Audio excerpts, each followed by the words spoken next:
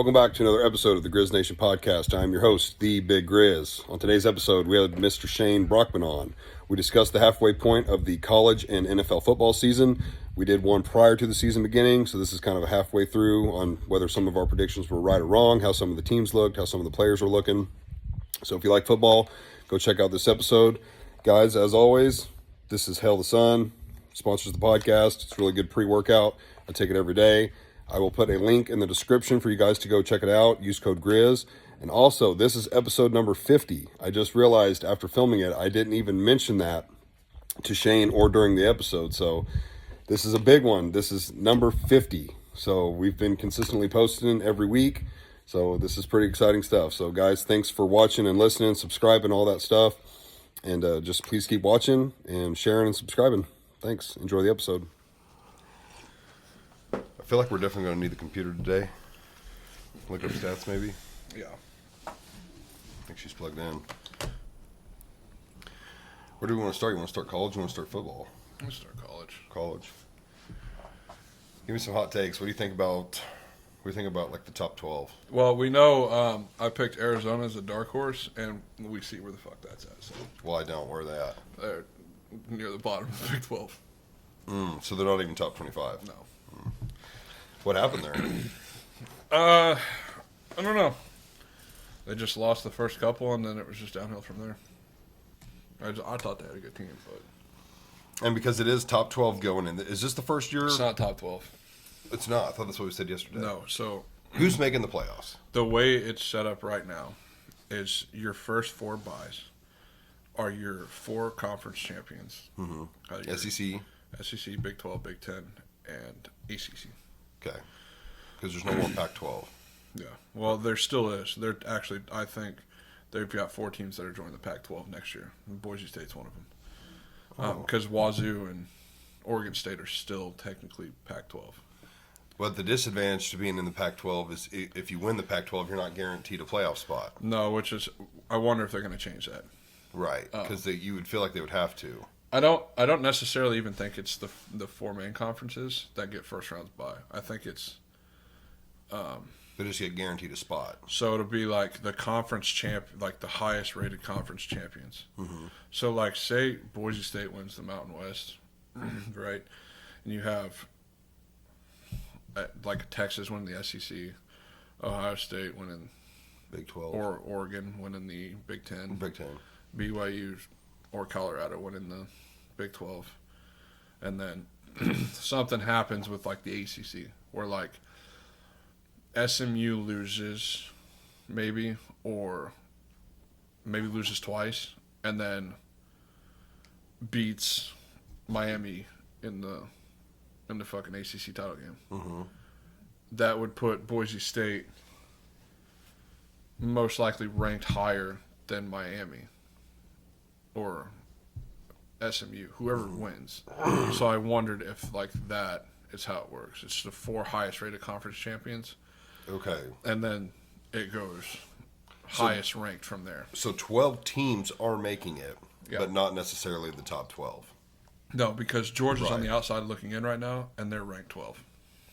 On here, they're ranked 11. Which poll?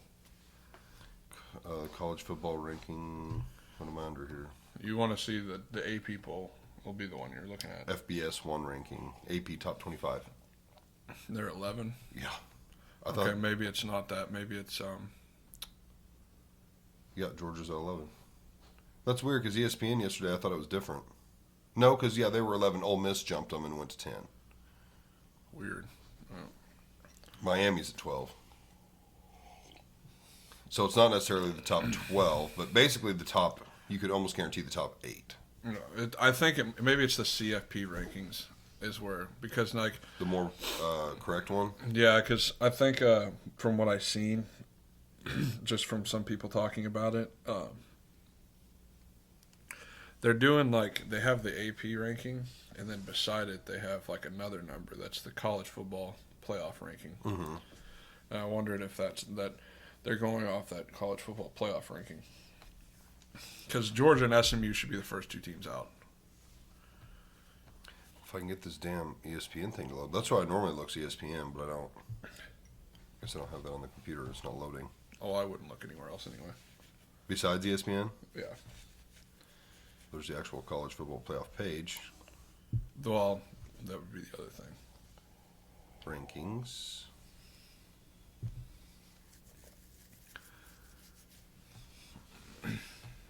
Come on now. I think what's crazy is we have a chance for an 8-way tie in the SEC. How would that happen? There's a lot that needs to happen. Like, certain teams got to beat certain teams, that type of thing. Mm. And it would be an 8-way tie. And if all that were to happen, it would be Alabama LSU in the title game. Really? Which Alabama's really, I mean, since Nick Saban's left, they're spiraling downhill, but still They only have like two. only two-loss team. But that for them is spiraling downhill. You know what I mean? Granted, they lost to Vandy, but Vandy has not looked bad this year. So that's a plus to Alabama, and they lost to Tennessee, which I knew that one was going to happen. That Just because it's big rivalry. Tennessee's just looked good the last couple of years. Mm-hmm. And our hot take is Tennessee's going to beat Georgia this weekend in Athens. I would hope. I don't like that. I just think they're the stronger team.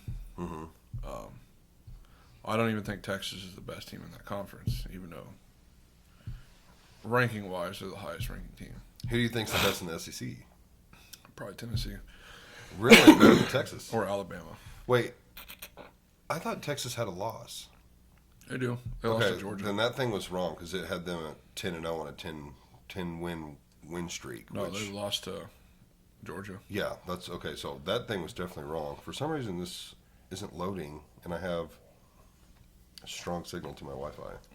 We might have to pull up the phone.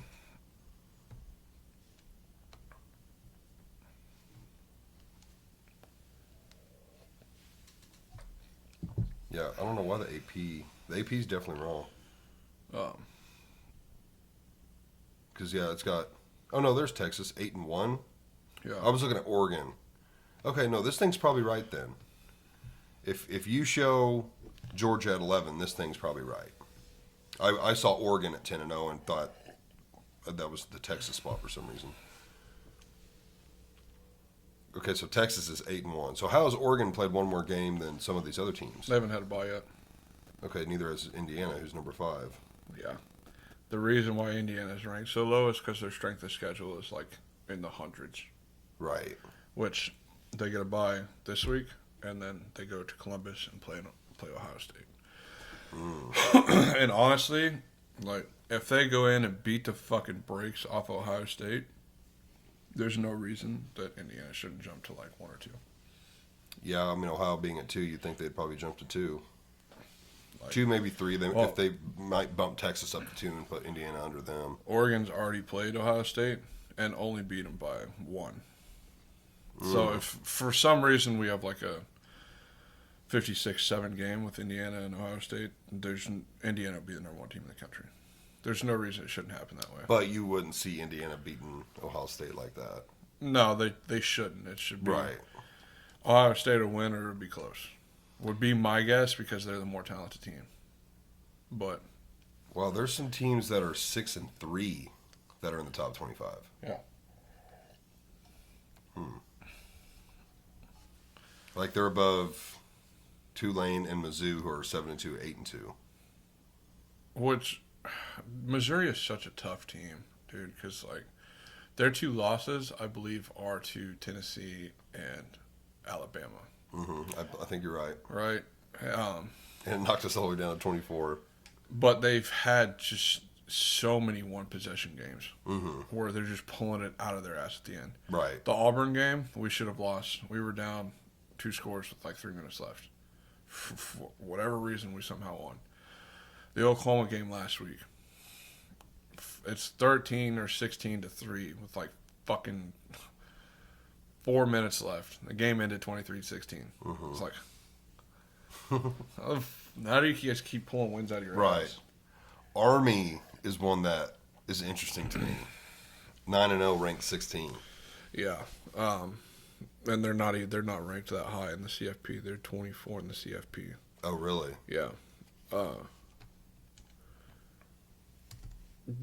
the big test for them is obviously Notre Dame next week. That's tomorrow, right? No, it's next week. Oh, is it? Okay. If they can go in and just like manhandle Notre Dame, it makes it really interesting. But it's just not something I see happening. I don't either. It really depends on time of possession. I mean, fuck, they had Army's game last week was 14-7. That was their win. Yeah. But when you don't give the other team the ball very often. That was crazy to see a 14-minute drive. Yeah. I've never fucking seen that. It's got to be the longest, like, college, NFL, anything. Like, I've seen some drives up in, like, the 16 to 20 play range, but I've never seen a 24-play drive. Fucking 14 minutes. That's insane. Have you seen them pass the ball? No. They don't they run the, like, triple option. So why would you want to be a wide receiver on that team? Just to be on the team? Yeah, I mean, you get to run the triple option. Yeah, I mean, I guess there's like reverses and stuff. Yeah, you're gonna get it. They throw the ball. They just they only throw it like 7 to 10 times a game. If that. Yeah, they just run the ball down your throat. Their quarterback is big enough to do that. Right. Yeah, your quarterback is basically a halfback hybrid. Yeah, he falls forward when you take him down, so like he's still getting 2 extra yards anyway. Right. It's a freak. I don't know his name, but another team I really like watching, and mainly just obviously Dion, but Colorado. Colorado's kind of my surprise team this year. After last year, 4-6. Right. This year 7-2. Whatever it was. Top 20. They're at 18. Well, I knew they would win more than 4 games, maybe 6. I did not think that they would have a chance to be in the college football playoff, especially with their 2 losses kind of being, I'm gonna say ugly, but like almost heartbreakers. I lost on that field goal to K-State, and then I can't remember the other one. But other than that, they look good. I really hate that Travis Hunter thinks he's a Heisman candidate. Who's that? Their wide receiver cornerback. I don't. Wait, he plays both? Yeah, he plays like 100 snaps a game. Interesting. Like that's cool on itself, right? That's like, cool. Nobody does that. That should count for something. Right. But when you're mediocre at both, and that's nothing against Travis. Like he has mediocre stats, but not right. They're just not great. Like they're not outstanding stats. Like, right. You don't get to combine those two and be like, oh, I'm a Heisman. Okay, they lost to Nebraska. Yeah. By 18. That was an early on game. Yep. Game number 2. Which I think is kind of why they're not. Why they don't punish teams for like early losses because it's so early in the season. Right. Kind of knocking the rest off. Yeah. I mean, other than that, they've looked good. They haven't. They lost to one ranked team, Kansas State. They beat Baylor in overtime. That was a great game. I mean, other than that, they have their strength of schedule is pretty weak. Shadur will probably be a top 5 pick. Who's that? Given. Their quarterback. Oh, isn't that Deion's son? Yeah, that's one of them. And then Shiloh's the safety. Oh, he has 2 sons on the team. I didn't know that. I thought he just had one, the quarterback. Yeah, he's got 2. They're what, senior, junior, sophomore? I think senior, junior, or senior, sophomore. Something like that. Yeah, Shadur's a senior. I don't think they can get by BYU. I don't think anybody's taking that conference away from BYU. Yeah, they've only got 3 games left. None of them are ranked teams. So, like, even if they went out, they're probably not making it. Well, they would. I'm not even sure if they're in second place in the Big 12.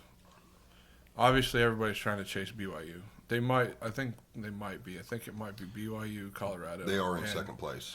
Iowa State, so they would have to win out, but I don't see them beating BYU in the Big 12 title game. They're in second place. They've got a 1-game win advantage over 6 teams. So, like, one loss, they definitely fall out. It really depends on conference wins. That is conference wins. They're 1 win ahead. Oh, okay. Yeah. So they're just, like I said, I just don't see them beating BYU. Well, yeah. I mean, and especially since they don't play them, they don't have, like, a chance to even beat them out as far as, like, head-to-head. It's what I don't like in SMU. Really, where SMU is ranked really aggravates me as well. SMU has one loss. Their one loss is to BYU by 3. Why are they ranked so fucking low? Yeah, they're all the way down at 14. Yeah, and BYU's in the top 8. Yeah, they're 7. Like, how? Why is that a thing? So they restrict the schedule. First game, wait, no, not the first game. Third game, they lost to BYU only by 3. Yeah. They beat Louisville. It was 22 at the time. They've had some blowouts. They only beat Duke by 1. Other than that, they haven't played any ranked teams, and they don't play any more ranked teams throughout the rest of the season. They'll play Miami in the conference title game. Miami probably won't lose again. Think so? Yeah. They don't. I don't think they play anybody else the rest of the season.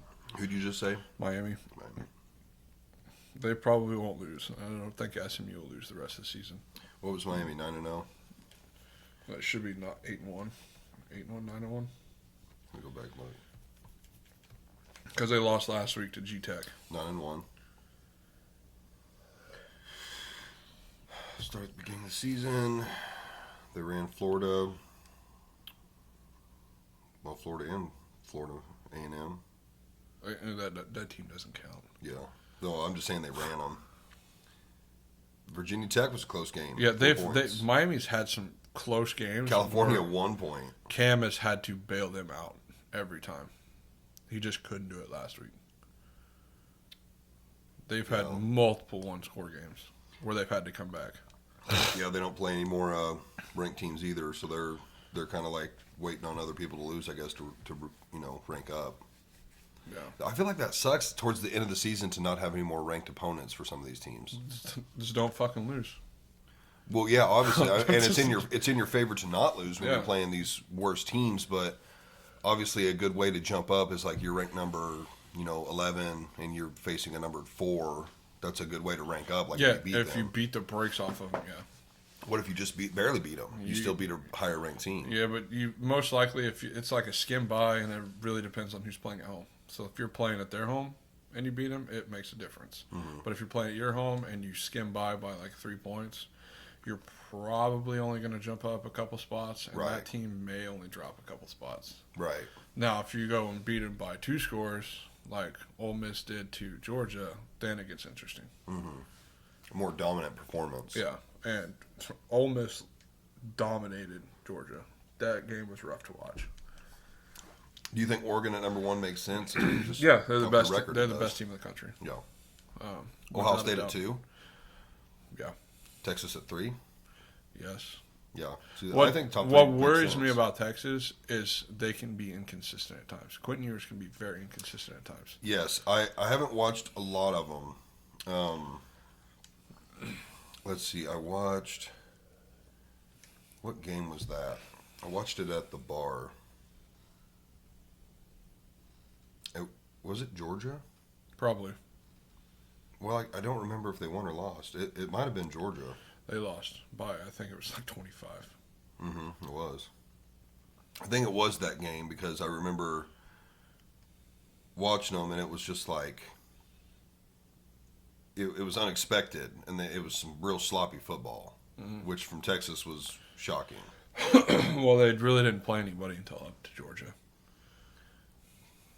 Yeah. So I knew when they played Georgia it was going to be an eye-opening experience. And since they've played Georgia, they have looked really good again. Yeah, because, they played Oklahoma the week before, but they're not even ranked. Like, Oklahoma's a super off year. They were ranked when they played them. Oh, were they? Well, they beat them 34-3. Yeah, they quit being ranked after that game. Yeah, I imagine. And they play... The only ranked team they play is the last game. They play Texas A&M. Yeah. Who's 15. So, if they lost that would probably drop them. Which that's one of the things that has to happen for there to be a tie. They would have to lose to Texas A&M. Yeah. They're playing Arkansas tomorrow, which I don't follow Arkansas that much. But is a trap game. I told Brandon that yesterday. I would be worried about that game. Really? Yeah. I like Arkansas just because they're close. I think it'd be cool to They're go playing see a game. in Fayetteville, and I believe it's an early game. It's at Fayetteville, yeah. And it's at 11 o'clock. Yeah, that's a trap game. So how do you see that going? Arkansas could win that game. I'd be a little shocked, but I mean, I like Texas. I like Arkansas. I would. It'd be almost cool to see an upset like that. Babe hates Arkansas because of that trip from Galveston. All the kids driving back from. It's the Saturday night game that they had at Arlington. Traffic was just wild. Oh, dude, she hates them. They're horrible drivers. every person we came across had the fucking the little symbols in the back of their car, the college symbols or whatever. Babe was, man, she was ready to fight. Yeah, Texas is literally the best team in the country when they play like they did last week. Right. So like if they played their A game, they'd beat Oregon on their A game. I think so. Yeah. Penn State at 4. Only losses to Ohio State. Makes sense then. Indiana at 5, who are 10-0. We're gonna find out how good they are next week. Who they play? Ohio State. Oh my. So, I see Ohio State winning. Most likely, but Tennessee at 6. Everybody sees Ohio State winning that game, and I think it's gonna fire Indiana up. I mean, that could be true too. That's how I would see it. Like if I kept hearing everybody say Ohio State was gonna beat us, I'd be pissed. And Ohio, I feel like they had a game or two that was pretty close. I mean, not counting the Oregon one. They get off to some slow starts sometimes, but usually pull away by like 20 or 30. They did. Nebraska, they beat them by 4. Like, that's a very close game considering Nebraska's unranked. Which Nebraska is looking better this year than they have in the past. Like they got that fucking that off-brand Mahomes. Yeah. I can't remember his fucking name. I can't either. He's such a fucking He's tard. a massive copycat of Mahomes. Yeah. I mean, literally He down does, to the yeah, he detail. does everything to, and he does everything that Mahomes does. Yes, bro, you got to chill. You're not him. His hair is just like him. The way he runs out of the tunnel Raioli, I think is his and like name. does this like yeah, fucking Raioli. The way he dresses, like the arm sleeve, everything it's literally Mahomes. They even look alike a little bit, especially you put like the Viper shades on them and they look just alike. He's such a fucking tard, dude. Penn State was a close one, but again, Penn's number 4. They won by a touchdown, and they play no ranked teams the rest of the year except Indiana, which is not tomorrow but the 23rd. Yep. And then Michigan, what's going on with Michigan? I see they play Michigan at the very end. They're not even ranked. That team is so bad. So they lose. They lost literally everybody. Well, not just the players, but they lost Harbaugh as well. Harbaugh. And they just fell apart between the players and the coach. They lost literally fucking everybody. Like, that team is not the same team that won the national title last year. Right. Which I knew it was going to happen. As soon as Harbaugh was leaving, I was like, yeah. And then fucking, like, literally over half of their starting lineups on both sides went to the NFL. And then what, like sophomores and juniors, you think some of them transferred? No possibility. I would leave. Yeah, I mean, if you just lost all of your seniors and your head coach, it'd probably be like, yeah, let's go somewhere else. Harbaugh leaving would have been it for me. I'd be like, no, fuck this. I'm out. Deuces. That sucks to be champs the year before and then unranked, totally out of the They're playoffs. so bad, dude. I mean, at least they won the title last year. They can say that. Mm-hmm. Yeah. Yeah, they can say that, I guess. I still don't even think they were the best team last year, but... Who were we at? Tennessee 6. They've been looking good. We'll find out how good they are when they beat Georgia next. BYU at 7. It's just such an interesting team. BYU is? Yeah. They're 9-0. They have good games. They have bad games, just like everybody else. Fucking the Mormons. SMU, who was ranked at least at the, they still no, are. they weren't ranked at the time. Oh, they weren't. Okay, well they beat them by 3. Yeah. They beat the brakes off Kansas State, who was ranked. They won. BYU won last week by a fucking field goal. They barely beat Baylor by 6. They've had some close games. Oklahoma State by 3. Yeah, Oklahoma State was ranked at the time as well. Utah by 1. Utah was supposed to be good this year, and then Cam Rising got injured. And they don't have anyone ranked the rest of the season.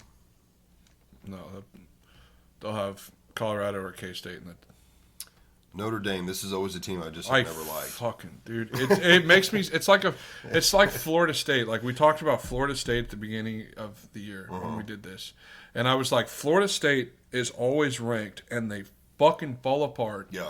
Every time. Mizzou's like and that. Sure enough, dude, like Florida State fell apart. I just wish fucking Notre Dame would play teams that would beat the fucking brakes off of them. Who I want to say it was Cam Newton. Did he go to Florida State or is it Jameis Winston? Jameis Winston. Okay. Was he there the year they won, or who Yeah. was that they won out? Yeah, he couldn't even tell what colors he was throwing to. He was just dodging shapes and shit. Have you seen that about him? Where he had eye surgery because he couldn't tell, like, he couldn't see. He like legit says he couldn't see. He was just dodging shapes and colors and shit. He's a character. Oh my He's god, kind of he's a clown, dude. Dude, every time his W celebration comes up on something, I have to skip it. I get so embarrassed for him, I skip it instantly. He's something else. He's doing. There's a show, a podcast show, or a comedy show thing that he's fixing to do like next week, where it's a spelling bee. I'll have to see if I can find it and send it to you, dude. And like the first clip is like, I don't remember the fucking guy's name, but he's standing at the podium. He's fixing to do the spelling bee thing, and like they've got these 3 or 4 guys, and Jameis Winston's one of them, like sitting on these little bitty fold-out chairs. Little kid chairs. And like he goes to stand up, and the chair stays attached to him, so he like trips and falls in it. The fucking guy at the podium's like trying not to laugh at him. Right. Yeah, he's a character. I would like to see him. We're gonna sidetrack for a second. I want to see him go on Cam Newton's podcast because I saw a clip of his podcast the other day. I was like, I think Jameis Winston would be funny on that. But to sidetrack real quick, what happened to Cam Newton? Like, why did no one want to pick him up? I don't know. I feel like that's interesting. He's not. I feel like he's better than some of the quarterbacks that are out there at the moment. What's crazy is he just recently went on his podcast the last couple of days and said he feels like the whole team of Carolina is trying to erase him from their. Didn't he win them a Super Bowl? No. Okay. He got him to a Super Bowl. Got him to a Super Bowl. Okay. And then they played us. Oh, that's the one Manning dominated.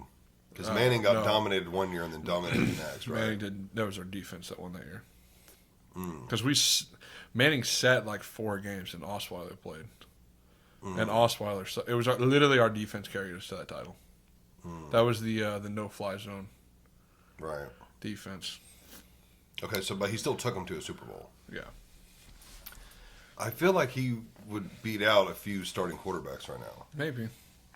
You think just maybe? Yeah. I think he'd be worse than Daniel Jones? Bro, I could go in there and throw. Daniel Jones is terrible. I could go in there and throw dimes. And Newton's not that old. He's got to be early 30s. Well, he's older than that. Is he? Is he mid-30s now? Yeah. I think he got drafted in 2011. You know? So he'd be 13, 14 seasons. Yeah, he'd be mid-30s. Still, I mean, I don't know. I just was kind of surprised that nobody wanted to pick him up. He still seemed like he could run. I mean, he's obviously not 25-year-old Cam Newton, but... His downfall was not playing his hardest in that Super Bowl. Because there was a couple fumbles he had where he could have dove on it, and he didn't. Is that the iconic one where he was like standing and kind of jumped back? Yeah. Oh, yeah. That's a bad look. Yeah, that's not a good look. So Okay. I've never really cared for Cam Newton, and the wife hates him. She hated him when he played at Auburn. Auburn, yeah. Okay, so Notre Dame early on lost to Northern Illinois by 2. It was so fun to watch. So satisfying. They had a close game with Louisville. Again, they're ranked. Other than that, they've beat out a lot of other teams pretty hardcore. 52-3, Florida State. Again, not a good team, but 49-7 against Stanford. Like the teams Not that a they good played, team they either. beat them out. Yeah. Now they do play. They play Army, who's ranked, the 23rd, and then USC's not ranked, but I feel like that could be a tough opponent. Maybe Are they playing at USC? Well, Yup. that team's falling apart. Are they? Yeah. Maybe if it's since it's at USC, if it's a night game, maybe. But To be determined. who knows then? They probably won't lose the rest of the season. They don't have a conference title game, so they're. I would love to see Army beat them. I would love I'm to see watching Army that beat game. the brakes off of them. That's the 23rd at 6 o'clock. Yeah, I would love to see Army just beat the fucking brakes off of them. Yeah, I'm definitely watching that one. That way it drops them completely out of the playoff race. All right, this brings us to probably the most well-known team in college football, Bama. Alabama. Ranked number 9.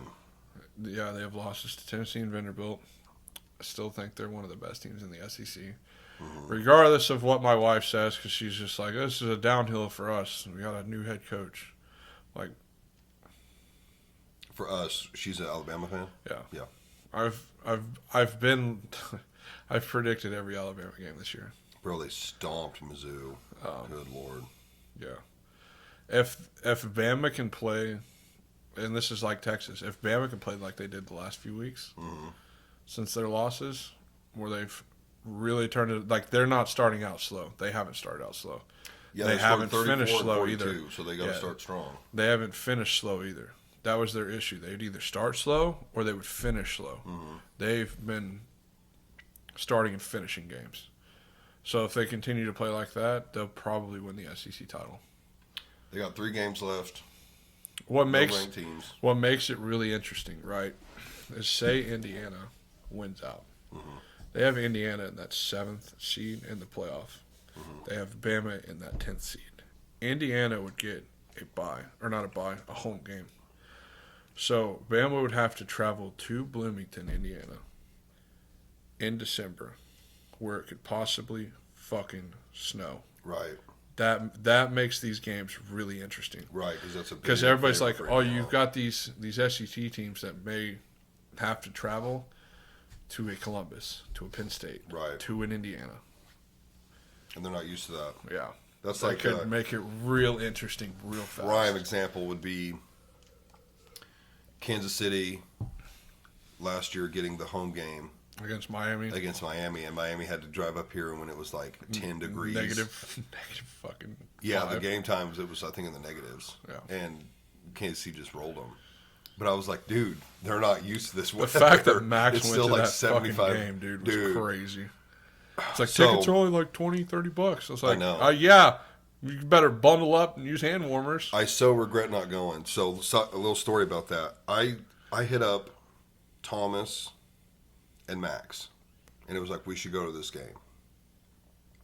We talked about it for a little bit, and Thomas was just like, no, it's too cold. I don't want to go. And Max was wanting to bring Bo. Yeah.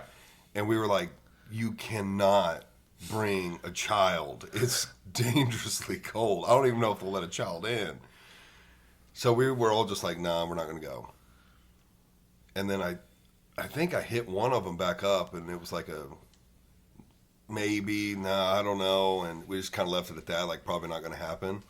And then Max messages me later. He's like, yeah, we're heading up there. I'm like, bro, I would have went. Had you text me, I would have went with you. I still wanted to go. I so regret not going. If for whatever reason that happens this year and you guys are playing Denver, I'll go. Dude, I'll go no matter who we're playing. Well, I mean, I'm not going to go if it's not Denver. But if it's negative and like tickets are going dirt cheap, Yes, that's what I'm talking about. I'll go if it's Denver. Dude, I'd go for anybody. If the tickets, literally, I got on there. You could get like lower section seats for like 30, 40 Yeah. bucks. I'll fucking go. They were just giving the tickets away. Yeah, I so regret not going. But yeah, I mean, any SEC team that has to travel up north, it's trouble.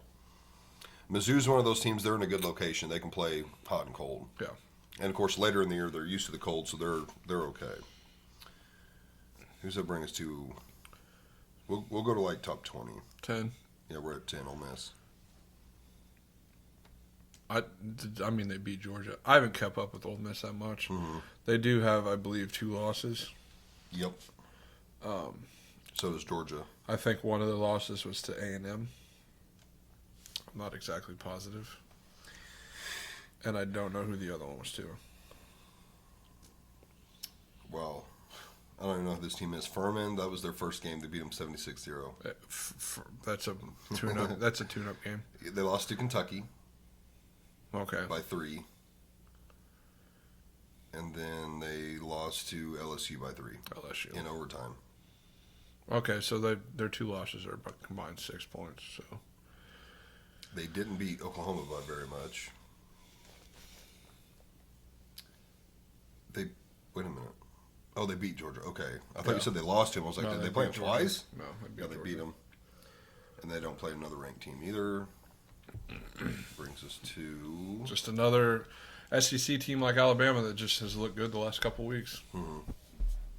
Brings us to Georgia at 11. I fucking hate Georgia. Carson Beck looks like such a fucking tard. Not a fan of them either.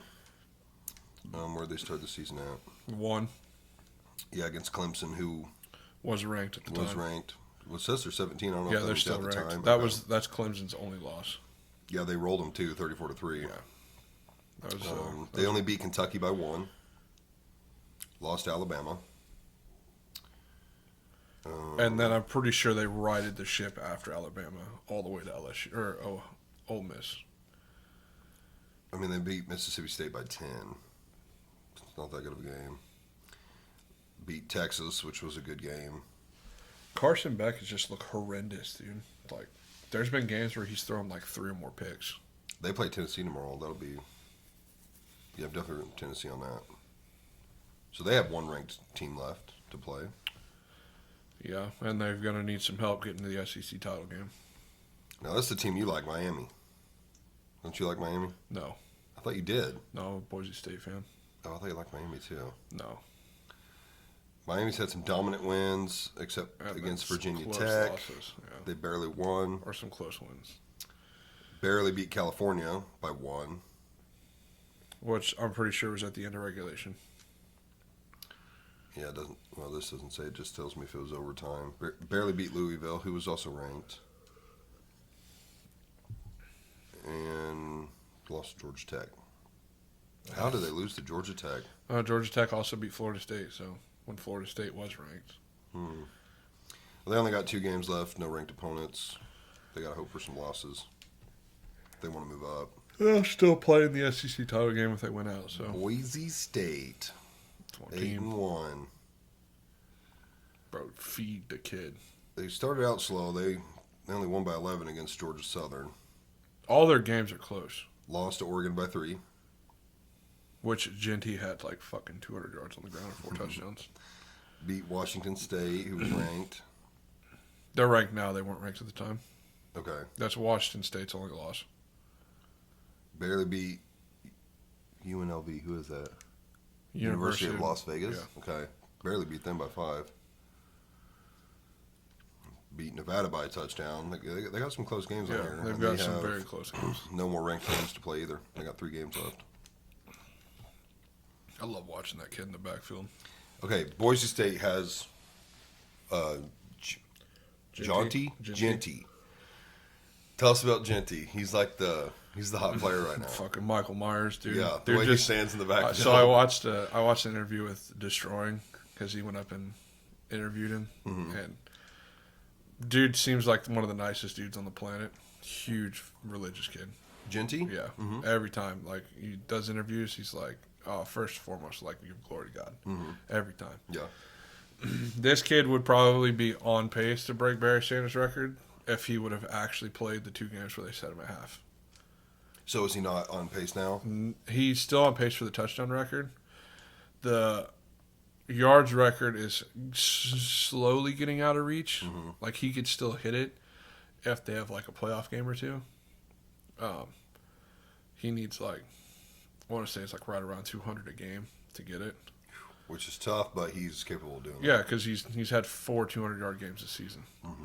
Keep in mind, like when Barry has the record, there were games where he had like 170, 180 yards a couple games, but there were games where he had like fucking 350 yards. Right. Because they were just feeding him. So this kid is just so hard to stop. Like, I want to see what he does. Like, I could say I want to see what he does against like a decent team or a decent defense. Bucky had 200 yards against Oregon. Which is very good. And we're talking about the number 1 team in the nation. Right. What's his secret? Is he Does he have an amazing line? Is he elusive? Is he quick? His O line is very good. He gets an open space, he's going to be gone. Okay, so he's fast. Yeah, he does have a good pretty line, fast. which a good line is a lot of it. Which you stack 9 in the box, it's like your dudes need to block for you. Right. But I say he's elusive because like he hits people and fucking bounces off. Right. So he's not the kind of guy that's like running away from we contact. we have this kid. I don't know what his yards after contact is, but like it's not that much less than what his actual yardage is. Right. Because he usually gets touched like at the line. Right. Or shortly after the line, and just sheds him and just runs, dude. He's like Marshawn Lynch when it comes to contact. He has Marshawn Lynch on speed dial. And that was one of his favorite players growing up. That's who he wanted to mold his game after. He's doing a good job of it. Yeah, he's top 10 pick definitely.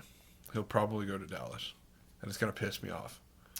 Yeah, I'd hate to see him there, but that would be a huge help to them. I'll still root for him because I like the kid that much. Yeah. Yeah, like you said, their I guess only loss. Yeah, their only loss was Oregon by 3. 3. So the fact that they're at 13 is a little. I feel like it's a little low. I think it's because all of their games have been close. Which they I have wouldn't games. say they were all close. I mean, 14-56, But they're- 24-45, they're- 30-62, 28-7.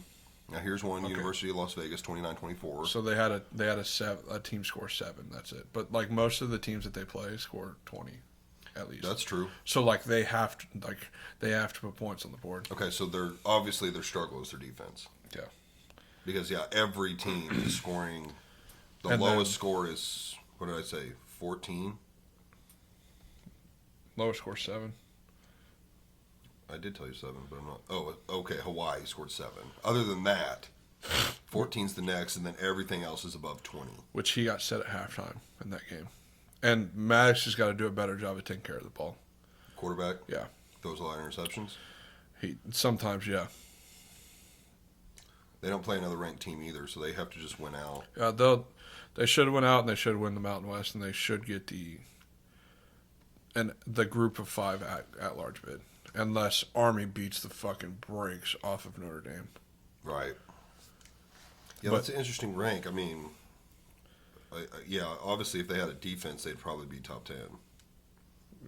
Yeah. Okay. I'm going to skip a couple of these. I'm going to go to Army. They're 9-0. I mean, looking at their schedule, I wouldn't even say a lot of close games. Their closest game I'm seeing so far is 14-3. They had one that last week was 14-7. No, Or was it 14-3? 14-3? Yeah, it's 14-3. Yeah. So, I mean, they're winning out kind of hands down. They haven't played. I'm pretty sure they played Navy when Navy was ranked. Okay, they did beat them by 6. Okay, Yeah. that was the first game. Second game, no, that was last year. Where's the Navy this year? Maybe they haven't played. They have not played Navy. That's at the end of the year. Yeah, that's the last game. I think they played Air Force when Air Force was ranked. Oh, okay.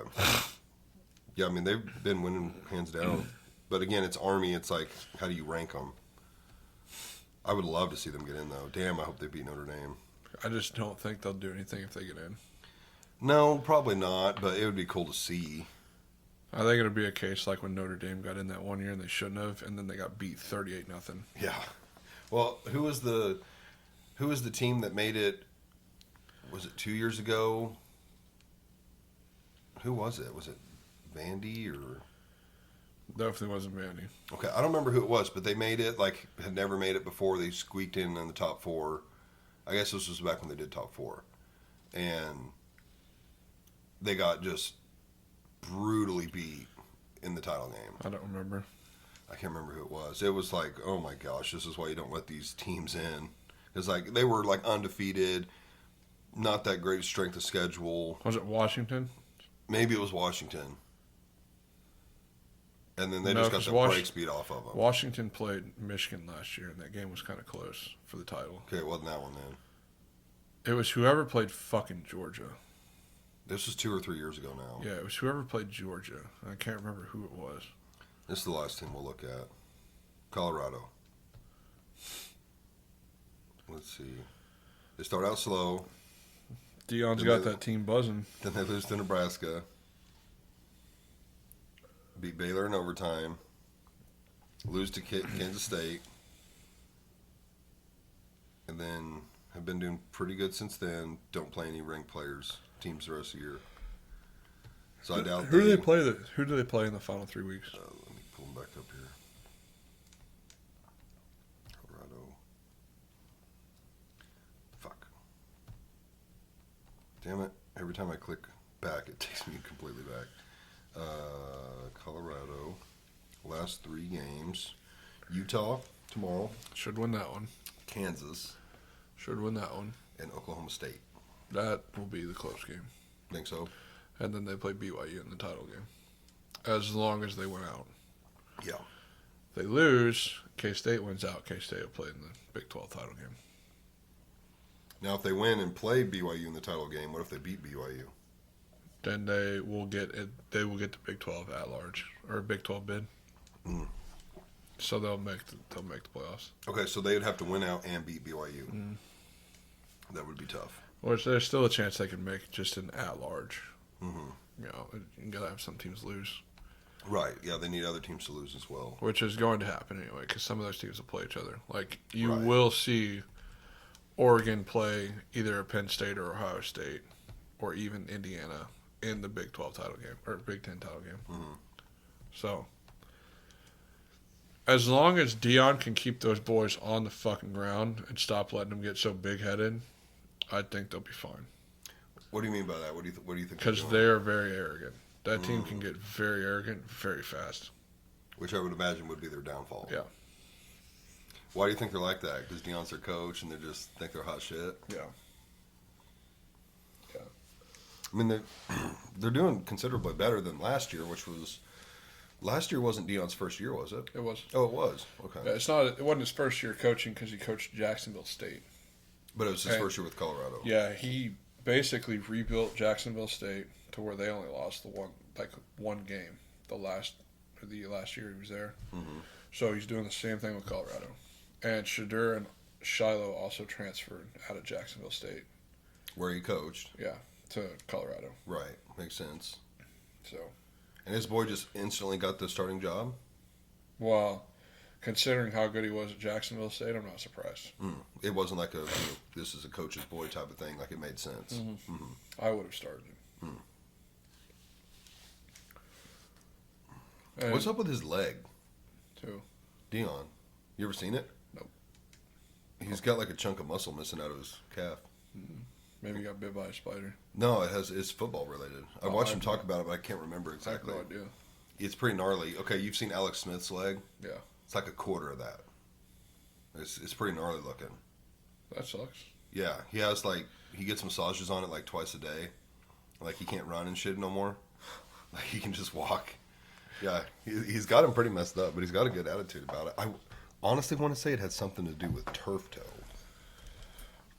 Could be. Could have been like an infection. I'm going to look it up real quick.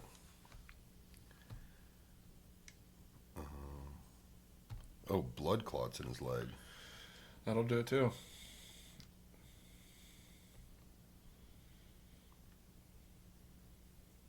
Yeah, he gets therapeutic foot massages and stretches. I've seen it. It was pretty gnarly looking. I'm trying to see if I can find a picture of it. I wonder if it's just like an ongoing thing, just to keep like the blood flowing. Yeah, that's why he does the massages and stuff, is to keep the blood flowing and to minimize the pain. That would suck.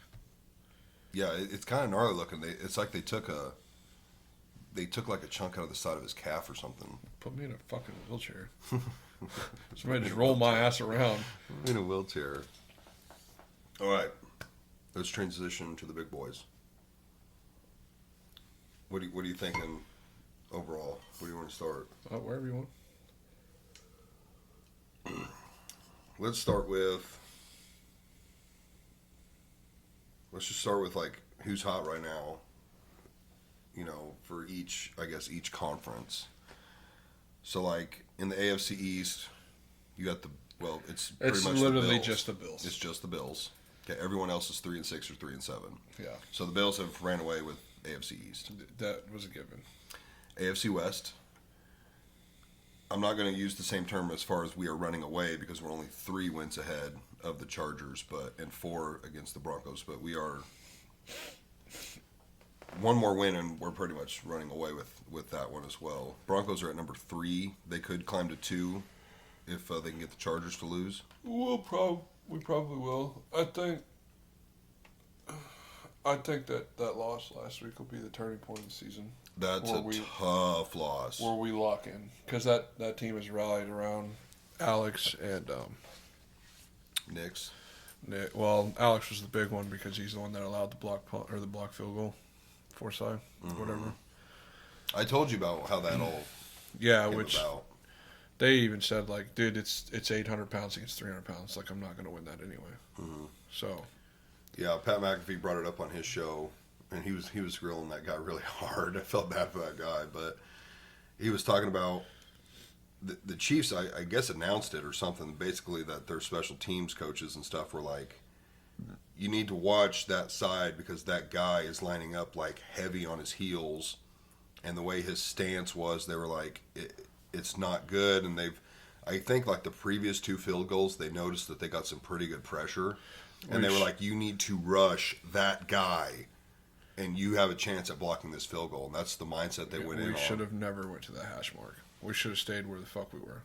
Stayed in the center or the other side. Yeah, we were like center other side. Yeah. And we ran that one fucking play so Bo moved it to that other fucking hash mark. We should have never done that. And Mahomes mentioned that too. He's like, if you have a weak side, you want that to be the side that you're kicking away from, because obviously the ball has to cross the weak or strong side unless you're dead center to go through the uprights. And he's like, it's lined up to where he was kicking to the weak side. He also kicked it low too, which a lot of people didn't notice. I noticed whenever he kicked it how low he kicked it. I was like, fucker, dude, like, of course. Right. So it's not all on Alex, but that team's rallied, and I think it's a super tough loss. I think going forward, we'll be all right. I think we'll be in the playoffs. I was heading home from Harrisonville Sunday, watching it in the car, and I told my mother-in-law, who's in the car with me, I was like, it either has to be blocked or he has to miss. I was like, I'm just hoping for a miss because we're probably not going to block it. Like, I'm not picking up on those special teams details like they were. And I'm sitting there watching them. I'm like, just please pull it left or something crazy. And I, see the kick, and then I lost it. I'm also watching it on my phone, but like I lost it. I didn't know what the hell happened. It looked like the trajectory off his foot was good, and then the camera shook, and they all start running off to the side, and I was like, holy shit, he blocked the kick. So like, no doubt, we're 9-0. We have a lot of one-score wins, which that's just typical for us. There's this page that I follow on Twitter that does, like, if it was flopped in one-score wins, you guys would be 2-7. I was literally going to say probably 2-7. Yeah, you guys are 2-7. Yep. But we've been like that for every year that we haven't had Tyreek has for sure been like that. And even with the Tyreek Hill years, we had probably, I feel like 40-50% of the games were one score. But now it's like 70-80% of the games are one score. Which, I don't know, we played different than when we had Tyreek, it was high score on offense, and then our defense allowed high scores. You guys go to Buffalo this week, don't you? Yep, we go to Buffalo. Now we play low to mid scores and kind of low to mid scores on defense. Like, our defense is pretty good, definitely better than they were in years past. Yeah. Like, if we had the offense we had 4 years ago and the defense we have now, it would we'd run away with games. Yeah, it wouldn't be no question. Yeah, we'd win games, 40-20 type of scores, just blowing people out. But our offense, it's slower pace now. We run a lot more, and which I think is good. You run the clock down, and Worthy has yet to be a deep threat. I mean, he's had, that I can think of, one long ball that he caught. His speed, he's fast, but he hasn't impressed me that much yet. I didn't figure he would, to be honest. You guys also, he's not a, I don't think he's a true number one. No, he's not our number one. No, I mean, even if like he, Went to another team or something? yeah, this kid's not, he's just a, No. he's a slot fast guy. Yeah, in my opinion. he's probably a number 3. I mean, you give him a couple years to develop, he could be a number 1, but I just don't think he's big enough. No, he's like, pretty he's not small. like a D-Hop. He's not like his. D-Hop Cortland. is He's our not- number 1 now. He's not an AJ Brown. He's not Right. a big guy. Right. He's not a guy who's going to go up and get the ball over a safety or a cornerback. Mm-hmm. So he's the guy who's going to run by you. Right. It's Yeah, what if you it can't is. get to him, then he's going to be good. But I would say D-Hop's our number 1 now. That was an amazing get for us. I mean, he won, was it 2 weeks ago? He pretty much won the game. I think he had 2 touchdowns. I knew it was going to be fun watching him and Pat go at it. Yeah, it's been really fun. And that's with them having 2 or 3 weeks together to practice. No, I mean like my Pat, the cornerback. Pat. Yeah, Surtain. oh, okay. Go I at it think they're last. Mahomes. No, him and Pat go at it last week was fun to watch. Yeah. I knew it was going to be fun to watch. I knew that they would have it to where he was going to follow him everywhere, Mm-hmm.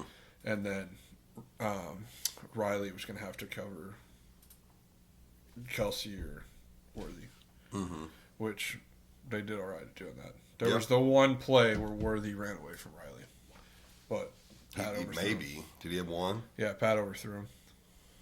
Oh, where he caught it out of bounds. Yeah, that was all Mahomes. That's a bad throw. He had So- it. He had the touchdown. Had that ball been placed on the right instead of the left, that would have been a touchdown. I'm impressed with the way that our defense looks against you guys. Yeah, That's what was my biggest worry. We look good, kind of holding Travis. I mean, he still had however many catches, but he didn't have a lot of yards like he normally does. Mm-hmm. Diop didn't have a lot of yards. We did a good job of getting after Pat, trying to keep him contained. There was a couple runs he had like that's going to happen with the quarterback like that. Mm-hmm. What do you think about Sean Payton? I knew it would take some time. Mm-hmm.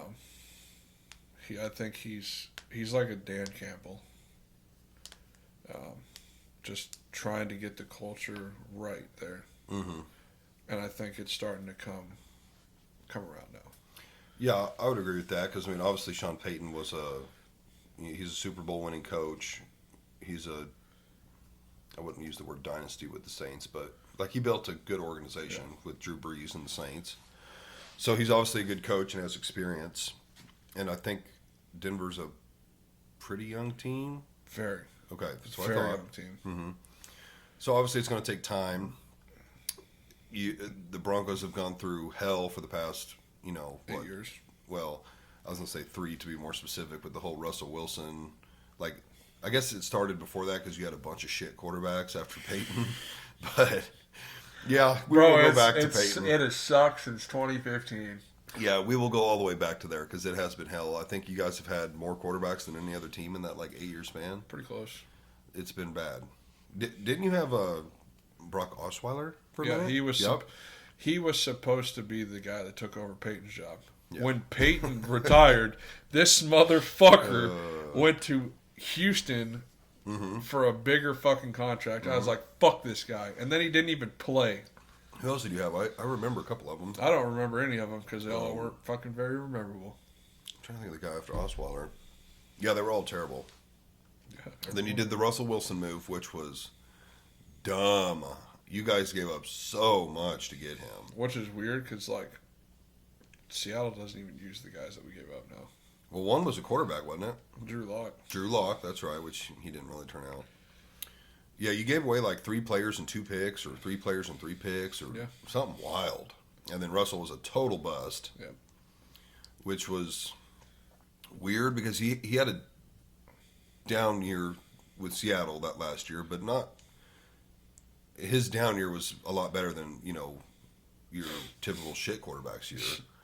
But obviously the Seahawks saw something. Yeah. Got rid of him, made out like crazy. Wilson was a total bust for you guys. I knew that was going to happen, too. It was like, fucking. Which, Sean Payton, it was his first year there with Russell. That was both their first year. Yeah. Yeah, that was a shit show.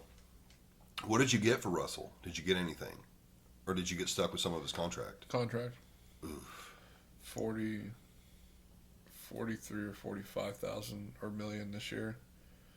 38 million next year. Ugh. Which is fine because like we're still like a top 14 in cap space this coming year. Even with that? Yeah, that's how low our cap is right now. Because your team's young. Yes. So that's why. So like I'm not too worried about it. Because you have teams like the fucking Saints who are still like negative 70 million. And somehow are allowed to keep going. Yeah, how are they allowed to do that? I don't know. I don't fucking have any idea. They do a good job at playing salary cap monopoly. Interesting. Yeah. Man, Russell made out really good, though. Good for him, I guess. I still think the Steelers should be playing Justin Fields. I agree. Because Russ is going to he is going to fall apart again somewhere in this season. Yeah. And they're not playing Justin Fields, so like he's not getting the reps. Yep. And they're going to expect him to come in and just win games. Yep. And then they're going to make him look like the bad guy for not Yeah. winning. Yeah, I like Fields too. I think what the Bears did was so stupid. It's looking really bad now. Like for like 7 weeks, 6-7 weeks, it was like, okay, the Bears might have been on something. These last 3 weeks, dude, it's like they haven't even fucking played. I don't know what happened, but like that team just was like, we're done. I just saw a stat yesterday because I can't stand Caleb Williams. I've said that since before he even got drafted. And I think the Bears are the dumbest organization in the NFL. I've said that before too. Caleb Williams texted their punter, the Bears punter, before he won't got be there. punting much this year. Yeah, you ain't gonna be punting much this year, bud. And they have He has more yards punting than Williams does throwing. Yeah. The dude is such an arrogant prick. I really think the offense gave up on this kid. As they should, bro. He's arrogant. He's a cocky little son of a bitch. This week some of the veterans are pushing to have Caleb Williams benched. Good. And them start Tyler Baggett, I think is his name. I don't care who the backup is. I like the kid. He's undrafted kid, but yeah, he's gonna have to get off his high horse, and I mean he's getting some humble pie right now. Of course, they did lose. They lost to Washington, which they shouldn't have. But how they lost on that Hail Mary, I was like, yes, I was so glad to see that. Because Washington should have ran them over. You cannot be fucking taunting before the Hail Mary, right? And then you're the one that tips the fucking ball up and not down. Yep. And they catch it. That you look like a fucking retard. Dude, Hail Mary, like, you don't even have to really understand football much to understand on a Hail Mary. You're basically back there playing volleyball. You swat the ball down. Spiking that ball down. The fact you don't want to even try and catch it. You literally just want to hit it down. What makes me mad is they didn't put a receiver back there. Why the fuck didn't put like 6'6" Keenan Allen back there? Oh, it was all deep. You didn't put fucking Rome back there, who's like 6'5". No, we're putting all these short motherfuckers, like this tard who swatted the ball up back there. Hey, it worked out in my favor. I was glad to see the Bears lose, so it's all that mattered.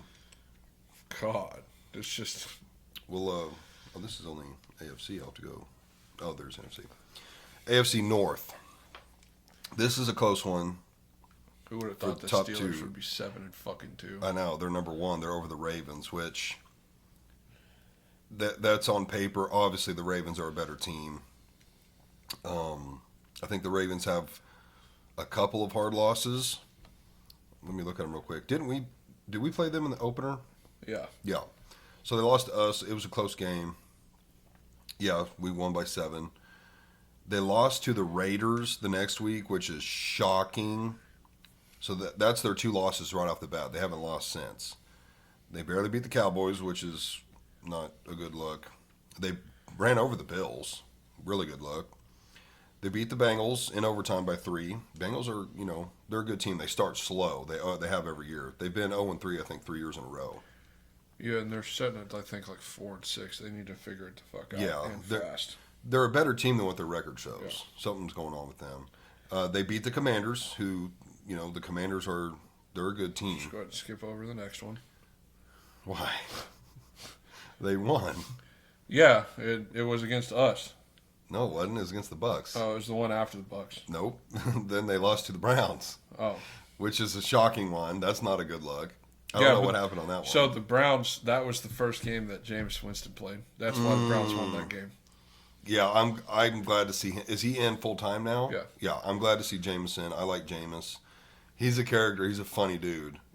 I don't like Deshaun Watson. Get that guy out of there. I think what happened with Deshaun? He left Houston. I mean, obviously everyone knows the allegations, yeah, but he got- I just don't like him. Oh, yeah, and I don't like the Browns. So I like Jameis, but I don't like the Browns. That's who it was, because of what they did to Baker Mayfield. Yeah, I mean, the dude took you to a playoff game, which you hadn't been in like 20 years. I think they won. Did Yeah, they they win their won. first one? They won that playoff game, which they hadn't done in like 30 or 40 years. And then you trade him the next year.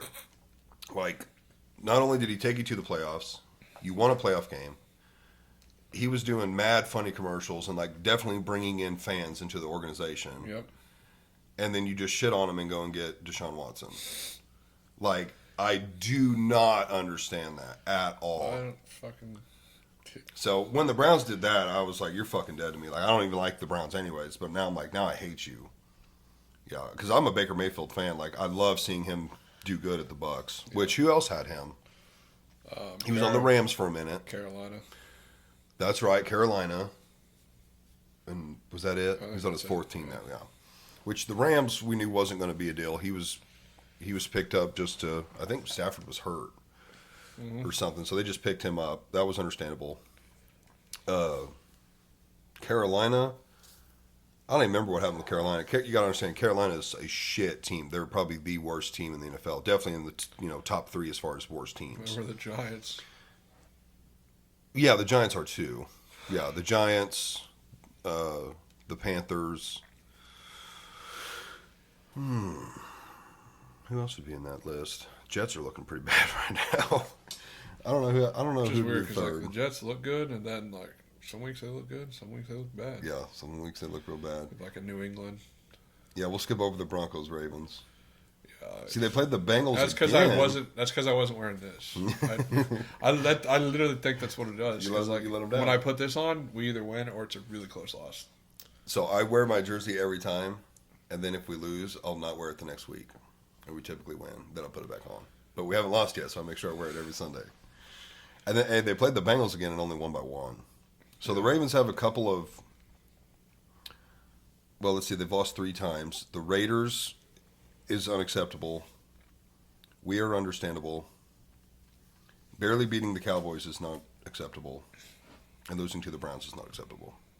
But they're a good team. I think they just had some weird struggles. Yeah. Nope, back to standings. Thank you.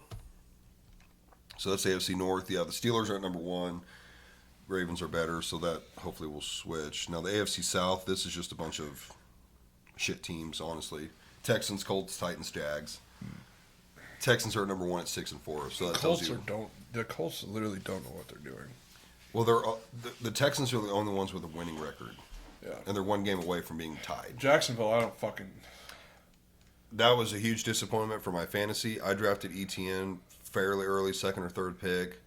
He had a baller year last year. I was like, I need to run it back. I think he's going to be good. Dude has been dog shit. And Lawrence has looked really bad. Don't know what's going on I with have Lawrence either. No idea. I mean, you would think with that Jacksonville Sun, they'd be rocking and rolling, and they ain't doing nothing.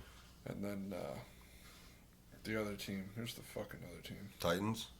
You mean in that Yeah, conference? we just skip over the Titans. That's just another dog shit team. Yeah, dog shit. Colts and then Texans. Yeah, I mean, Houston's going to win that division. Who's their quarterback? CJ. Oh, Stroud. That's right. I like Stroud. He comes He's from Ohio looked State. really bad the last couple weeks, but Yeah, he's also looked good at times. It's, is it him? Is it his wide receiver core? Is it his well, I don't know. he didn't have Nico Collins for the last few weeks, Mm-hmm. and he also hasn't had. They've got another guy that's been on injured reserve as well. That's a receiver. Mm-hmm. Like they literally just had Tank Dell, and so I can understand why they've been just feeding Joe Right. Mixon. Well, out of the AFC, how many get in? Is it 5 or 6? 7. Oh, it's 7. Okay. Yeah. So you've got your 4 division winners, and then you've got, well, how many wild cards are there? Is it 3? Okay, so it is 3. Okay, so Texans are going to go. I'm going to say Ravens and Steelers. Yeah. So that's one wild card taken. Yeah. Chiefs, Bills.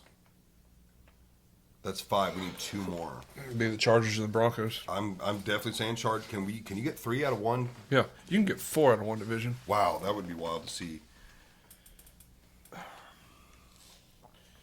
The only team I might switch out the Broncos for, and it's because I think this team gets hot late in the season. Bengals, yeah. It's going to be a toss-up on how hot the Bengals get and how hot or cold the Broncos get. I would think that the Chargers would be the other team that doesn't make it over the Bengals. That's another team that could fall apart. I would agree with that. Yep, because like AFC East, only the Bills are going. Other teams don't really have a chance. AFC West, you could possibly get 3 teams out of the AFC West. AFC North, there's an argument you could get 3 if the Bengals really turn it on late. Mm-hmm. And then the AFC South, you're pretty much only going to get the Texans. I mean, the Colts have a chance if they like win out and start kicking ass, but not going to happen. So AFC has a lot of outcomes that can still happen. But your 4 guaranteed would be Bills, Chiefs, Texans, and I'm going to say Ravens. And then obviously the Steelers are, at the moment, pretty much guaranteed. The Ravens or Steelers are guaranteed a number 5 spot. Yep. So 6 and 7, you're looking at Chargers, Broncos, Bengals. Now let's go NFC, which is a tighter race overall. So NFC East, you've only got 2 teams that are going to make it. Commanders. Eagles, Commanders. Cowboys and Giants are out. It's the Commanders. Like, they look really good up until the last couple of weeks. I don't know what the fuck has happened. Yeah, because like they barely squeaked by the Bears. They should have lost that game, but they got a W. But yeah, those 2 are pretty much guaranteed in. The NFC West is a very close division. You're talking 2 wins above last place. You got 6 and 4, 5 and 4, 4 and 5, 4 and 5. That NFC West, total toss-up. Mm-hmm.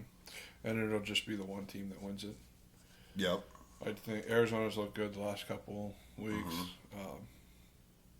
But that whole division's stacked because the Cardinals have been good. The 49ers have been good for a long time. Yeah, they just have looked rough like at times this year. They have. They also got McCaffrey back, which I just traded him.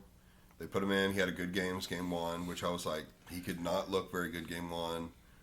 But I was hurting, and I hadn't got any, I should have traded him off earlier, but it is what it is. My fantasy's been dog shit.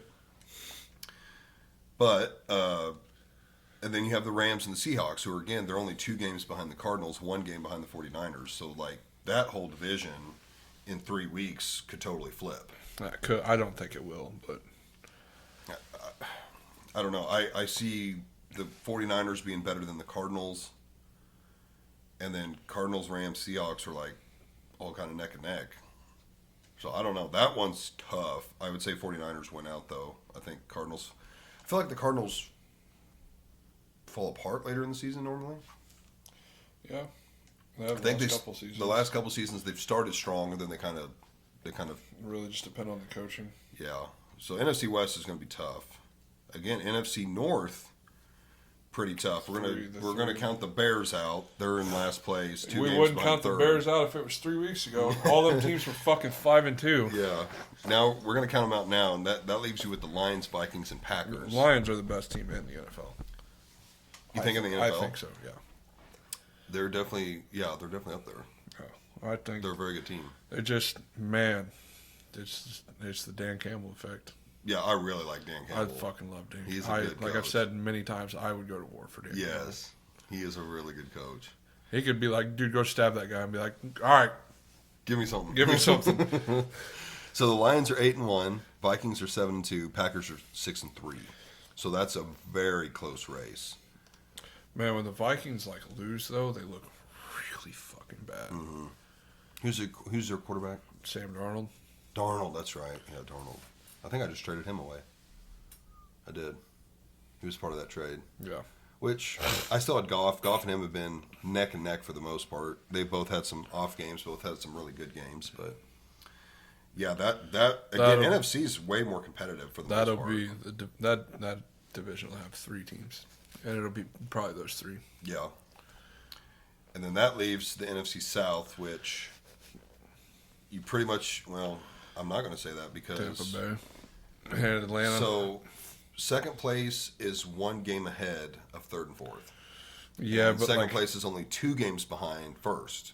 The Saints and the Panthers are not that good. No, they're really not. And the Bucks have lost some like really close games. Yes, I would agree with that.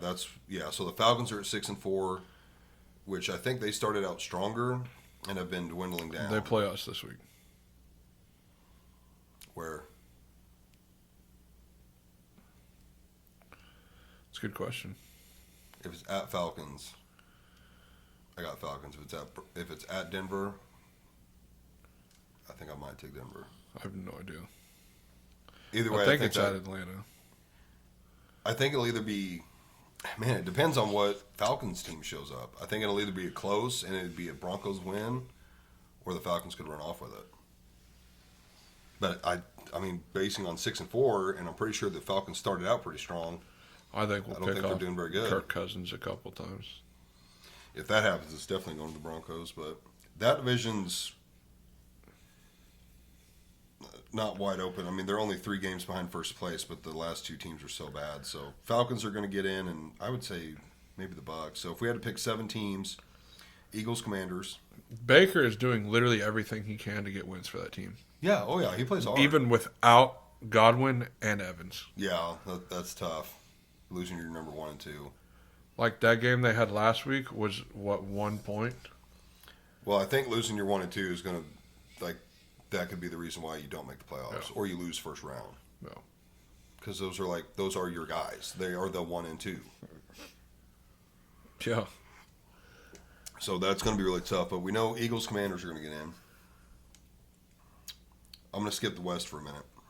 We're going to go to the North. No, we're going to skip the North. We're going to go to the South. Damn it. This is tough. Because the NFC West, it's all within 2 games of each other. Yeah, I don't see Seattle or LA making it. I agree with that. I'm going to say Cardinals, 49ers. You could almost, because if Arizona flops, you could almost make a case for the Rams. Mm-hmm. But it'll probably be the Niners at least. Yeah. So your Niners will probably win that division. I say the Cardinals squeak in with a wild card. Yeah. So that's 2 divisions and 2 wild cards. At least it's 3 more. That gives you the Lions for sure. Yeah. So that's 2 more. And I'm going to say Falcons because the Bucs have lost their 1 and 2. Yeah. And that leaves us 1 more between the Vikings and Packers. I'm going Vikings. Yeah. Well, like you go Vikings, Packers. It's like the AFC. You can go Vikings, Packers, Cardinals. Right. 2 of those 3. Yeah. Well, that gave us 7. Yeah. So that's 1 out of the South. And again, if the Bucs had Godwin and Evans, I think they might have one more win. Even just one of them. Right. Right. So I think because of that, they probably don't make it. I think they get beat out by 2 other wildcard teams, and the Falcons win that division. Most likely. All right. I feel like we did a prediction. Dude, I don't remember. Pre-season? We did. We definitely did. But we're like halfway through the season now. I know my prediction was, Chiefs again, which is still on track. So as far as AFC Championship, let's start NFC since I'm still on the NFC Championship game. It's going to be the Lions. We know the Lions are one. Yeah, it's going to be the Lions. If I had to pick another,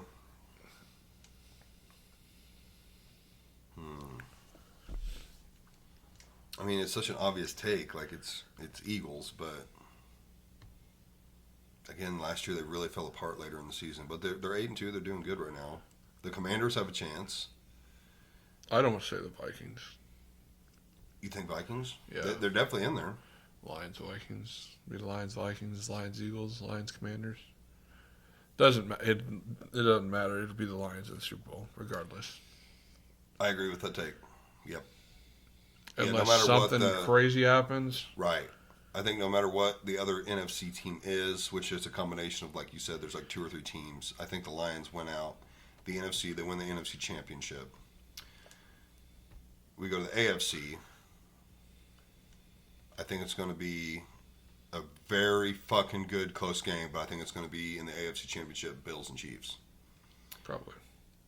And it's in our favor because we constantly lose to the Bills in the season. Knock on wood, I'm not jinxing nothing, but we lose to them in the regular season. We have never lost to them in the playoffs. I hope that streak continues, but I think it's going to be us and the Bills in the AFC champion, and pray to God we win. I think we will. I think it'll be us and the Lions. And I think, again, I'm biased, but I think we win the Super Bowl again. Maybe. I think we have the experience. I think that's going to be a lot of pressure on Dan Campbell. Jared Goff's been to one, never won. But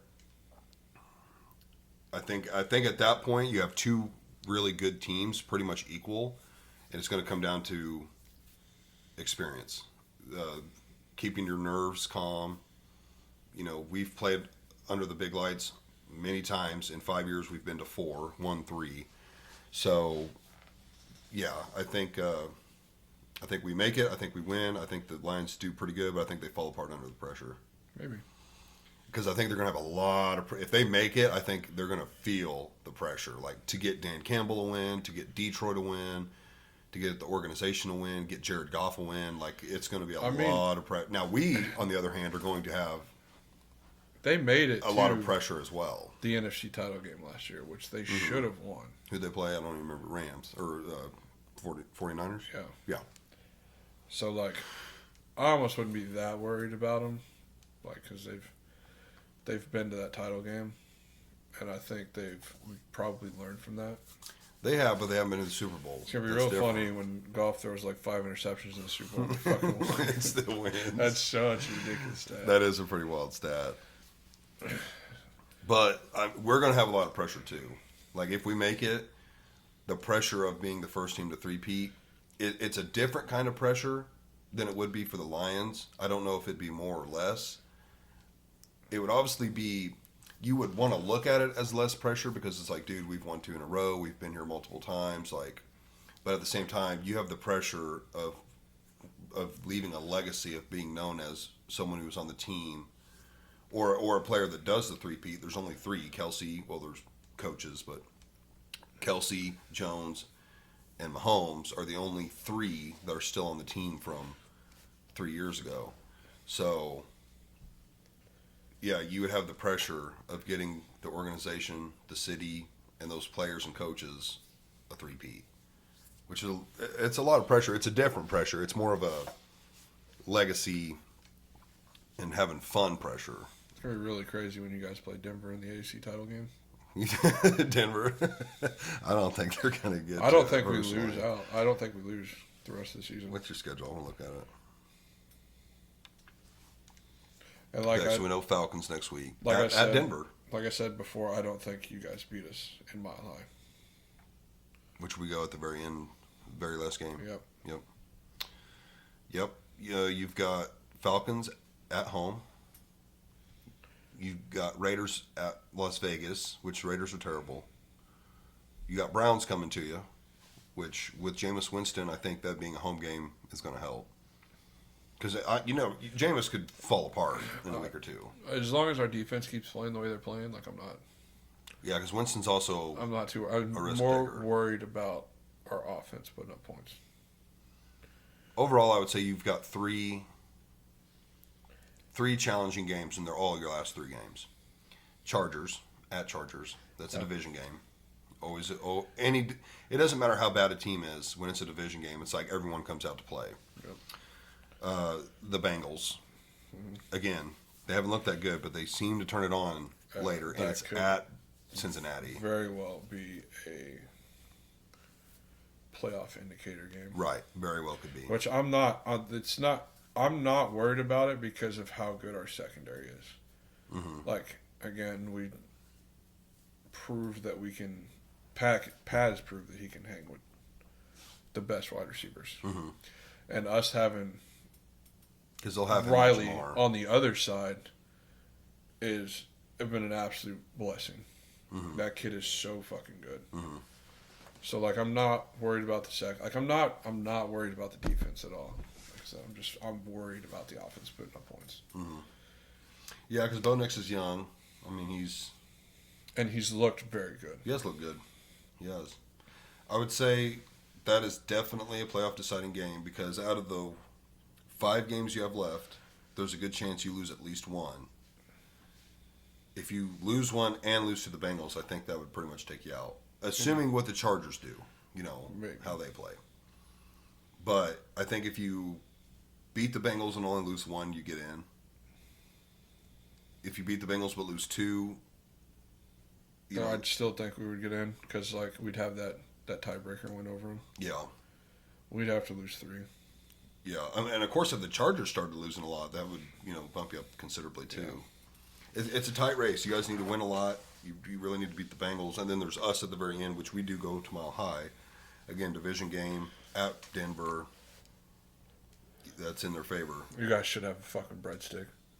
What do you mean? You guys should have a loss. Against who? The better team didn't win that game last Against week. who? You guys.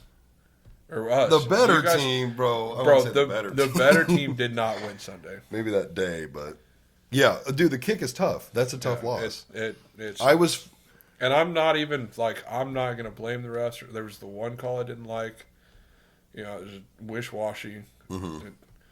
Just one of those things where you should have just let him play.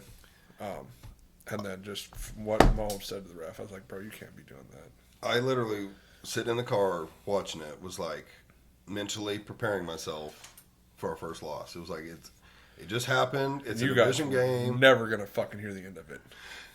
Oh, yeah. That's what's crazy. We're now 9-0. We're going to lose one time, and I'm going to get grilled by everybody. I told brother, Mark, dude, we have one loss. Chill. I was like, Mark, if you ever wins, don't fucking come in.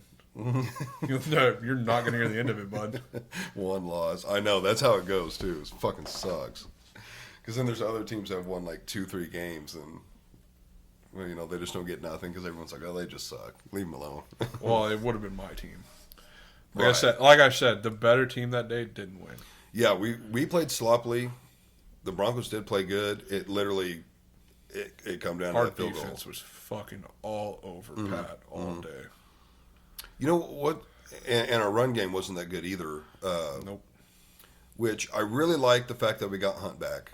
I think we've made some great free agency picks and trades and stuff with D Hops and Hunt. But I don't like the fact that we ever got rid of Hunt. Nope. Everyone that knows football knows that whole scandal. It wasn't even the bitch that got kicked deserved it. Pretty sure she said something or did something. And when I say kick, I'm talking like a toddler that kicks a basketball. He barely kicked her. Yep. She probably could have been kicked a lot harder. And the fact that we let him go was just ridiculous. But then he goes to the Browns, and he was the backup to Chubb. Yeah, Nick Chubb, who, they're neck and neck. Nick Chubb's probably a little bit better, but they're both so good. So the fact that he went to the Browns sucks for him because he's a number 1 sitting behind a number 1. Yep. But we brought him back in. He's been phenomenal. One thing I realize he doesn't do, he never breaks free. Mm-hmm. But it's okay because he averages 3.5, 4 yards carry. And at the end of the day, would you rather someone who averages 2 or 3 yards carry that every now and then breaks, 20, 30, 40 yard run? No. It's really about the average. If you average more than 3.5 yards a carry, that pretty much means on 3 or 4 carries you're going to get a first down normally. And he averages, I want to say, around 3.9, I think is the last time I saw his averages. So, every time he gets the ball, it always goes forward. He just chips away at it. But, you don't ever see him, break those long runs and stuff. Nope. But it's been okay. It's been working. It runs the clock down. Wears the defense out, I guess, and it works in our favor. But which I think was a big reason why we lost that game. It's because the time of possession was heavily in your guys' favor. Was it? I never saw it. And then we got to fucking convert third downs. Third downs have been killing us. That's what your struggle is? Yeah. Mm-hmm. I'm pretty sure that's one of our excellent stats was third down Yeah, conversions. your third down stats crazy. But it's because we're normally set up at like anywhere from 3rd and 2 to 3rd and 5. Within 4 yards. Yeah, with an average, someone who averages damn near that, it's a pretty good chance of getting a pickup. Yeah, our third down conversions are really good. I believe our fourth down conversions were really good too. So that I don't know. that hurts a team big time when you can't convert third downs. It's like I think our loss to the Ravens would have been a lot different if we weren't 1-5 on fucking fourth downs. Yeah. Like, that just kills any fucking Yeah. any Yeah, team because momentum. that basically is the difference of, a touchdown or two. Yeah, and you're just giving the ball. Yep. Fucking, I mean, granted, we went for it on fourth down, like on their side Right. every time, but like, dude, just take the fucking points. Oh, they were in field goal range Yeah, as well. so a couple of them were in field goal range. Like, just go ahead and take the points. How's your kicker? He's great. I mean, obviously, besides kicking in the fucking hands of the Chiefs, but Besides that one kick. Willis had like one of the highest kicking percentages this year. I thought, yeah. So it's like I'm not worried about this dude kicking field goals. What's his leg like? Like, is he a 60-yard Obviously, guy? it's not 60 yards because he didn't make that one. Okay. See, we're blessed with Butker. Not this week. I heard that. I saw it on something. I got on the Chiefs app. I didn't see nothing, so I didn't know if that was true or not. Sign fucking Chad Ochocinco to kick fucking field goals. Which was like, though. Yeah, I saw something about that. That's not good. He's on IR. Damn it. Butker has won us a lot of games. A lot of games. This is how it fucking starts, dude. It's just like what happened to the Steelers when they were 11-0. Yeah. Well, you just got to pray we don't leave it in the hands of a kicker and just get touchdowns. I'll pray for it. I'll pray for it. Yeah, that losing Butker could very well be our downfall this week. And I don't know how long he's going to be out, but it's not good. We'll And see. I think we go to the Bills. So, We still have. but again, it's funny because of literally the past, I think 4 years, we've lost to them in the regular season and beat them in the playoffs. So it's almost like I'm looking for a loss to keep that tradition rolling because I don't want to beat them in the regular season and then somehow lose to them in the playoffs. Yeah. So I don't know, but that's literally how it's worked out every year with the Bills. We lose to them in the regular, and if we see them in the playoffs, which I think out of like 4 years we have 3 times, we beat them then. Which one's that infamous 13-second game where, actually it started at like a minute 30, like there was like 2 touchdowns scored, and then in 30 seconds we went down and scored again. Yeah. So there's a hell of a rivalry right there. But I also don't like Josh Allen. I think he's really good. But he is such a flopper. He reminds me of LeBron. He's the LeBron. Weird. I say that about Mahomes.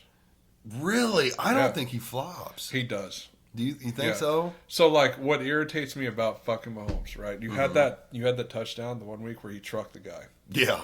right? But like, Yeah. there are times where he will get tackled and he'll make it seem like it's the worst fucking thing in the world. Right. I'm like, bro, what are you doing? I feel like I see Josh is bad about it too. Allen do it, but Allen's is really exaggerated. Yeah. Like, I've literally seen guys like, whoa, what the fuck, man? Like, kind of hit him on the shoulder, and he'll literally just go down. Yeah. And I'm like, bro, come on. Like, have some dignity. He barely Yeah, touched Josh you. is pretty bad about it too. And what kills me about Josh is he's a big fucking He's a dude. big dude. He's like 6'6". Yeah. He's a big dude. He's a big guy. And he flops at the smallest thing. It pisses me off. And I think it pisses me off a lot because he normally gets the flag. Yeah. And, yeah, the flopping, they almost need to do something about it. Like, walk up to him like, come on, bro. You're a big boy. He barely touched you Yeah. in a way that sent you to the ground. It's just the refs are just so wishy-washy with the fucking some of the flags that they're. I'm like, bro, can we get guys in here that like will let the guys play? Yeah, because obviously some of it, like, when 2 dudes, which I think this year they've done a pretty good job about 2 dudes hand fighting, and they pretty much let it go. Yeah, they let, if you're a wide receiver, they let the fucking hand fighting go.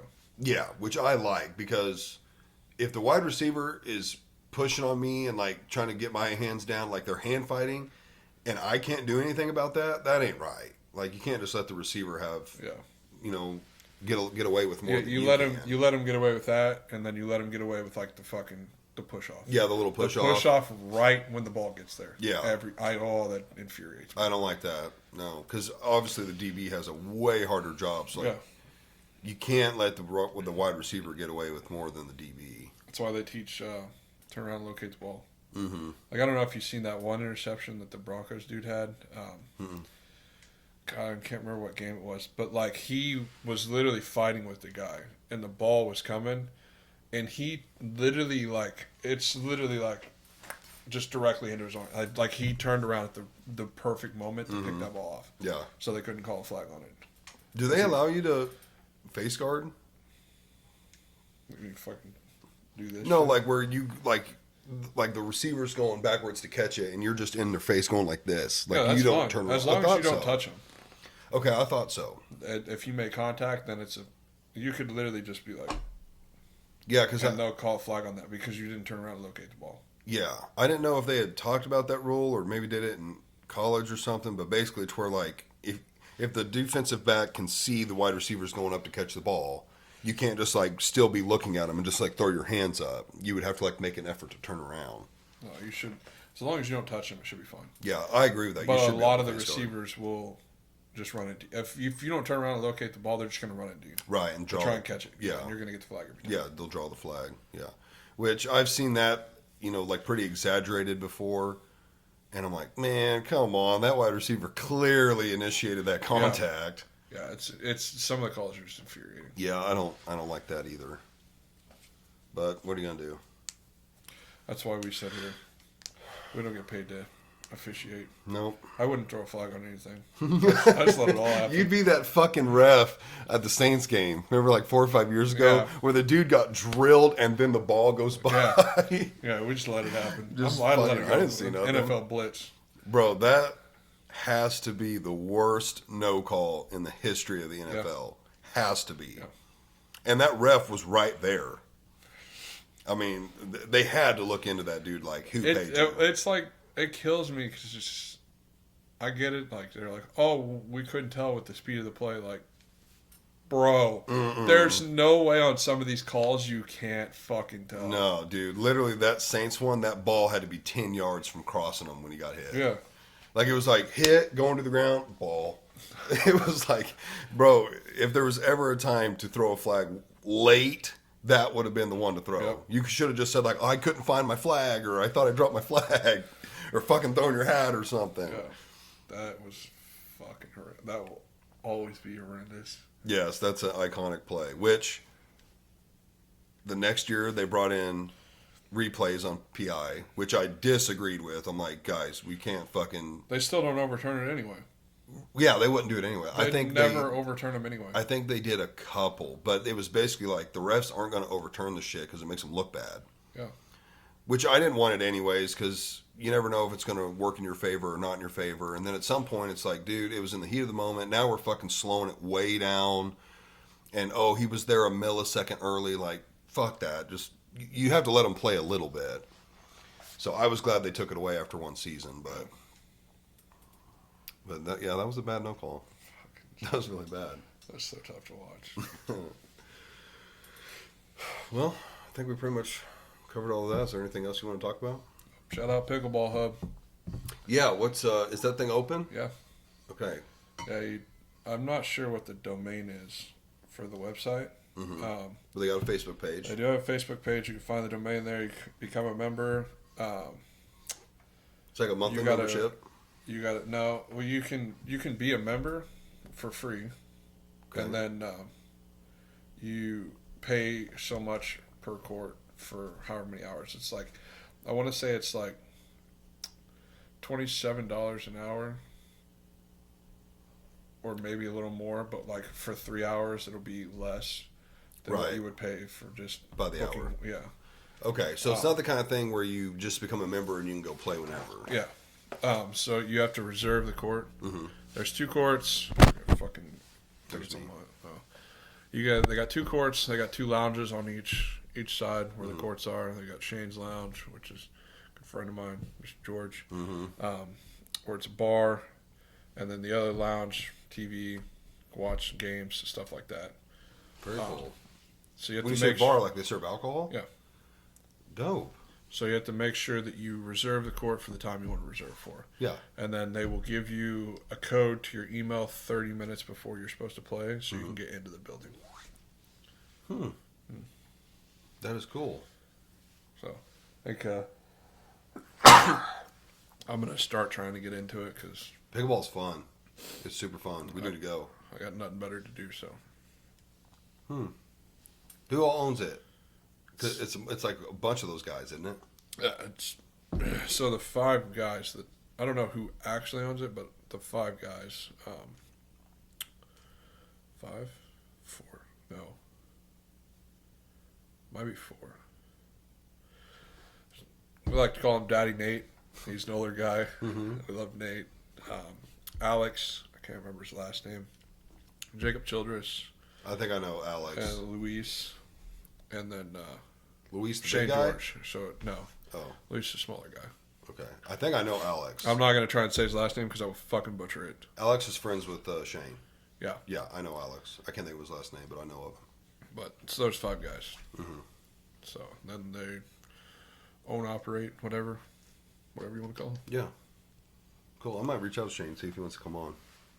Talk about that. Talk about his real estate stuff. Yeah.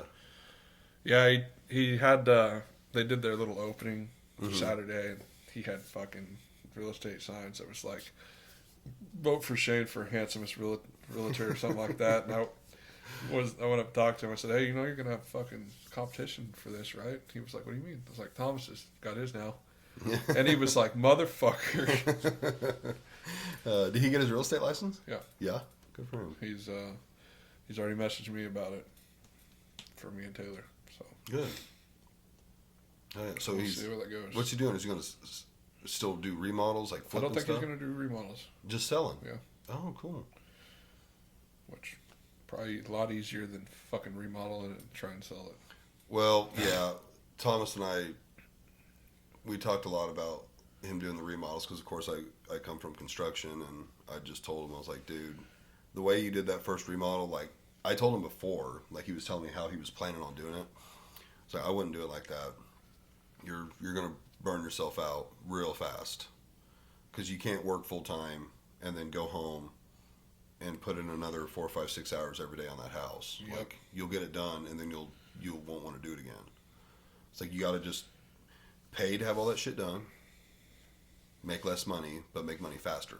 So, like, instead of flipping one and putting all your time into it, flip 2 or 3 and make less profit per, but about the same overall, maybe more. So, yeah, when he got done, he was like, "You were right." I'm like, I know. I know it was. I just built a house, and I know how it fucking goes. Yeah. So I'll never build another house. If I do, I'm not going to be the builder. I'll pay to have someone do it. So, and that's a little different. Like, if you wanted to build your own home, that's a sacrifice you'll make once. Like, if you just plan on building there and living there forever.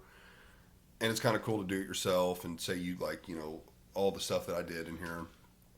But to do that for a living, well, not a living. To do that as a second job, no. You'd fucking burn out real quick. Oh, I get burnt out where I'm at now. Yeah, let alone Love get a second job. Randall. Love you, Randall. Randall. Yeah, Randall listens. We love you, Randall. That's fine. Well, good for him. Yeah, I'm gonna hit up Shane, see if he wants to come on. I'm sure he will if he's got time. Yeah. Yeah, I'm sure he's busy, but I'll hit him up. Is there anything else? I think we're good. All right, well, on that, I know you want to go back home and take a nap. Yeah. It's only 9:45, 10 o'clock. Fuck, dude. We got It's time not for that. sleeping shit sucks. From what? The wife. Yeah. Tossing, turning. Yep. She's a stomach sleeper too, so like now she's getting to the point where she can't do that because it hurts. Mm-hmm. I believe they make pillows for that. See, when I go to Robbie's a lot, obviously. I love Robbie's? Robbie's? Romies. Yeah.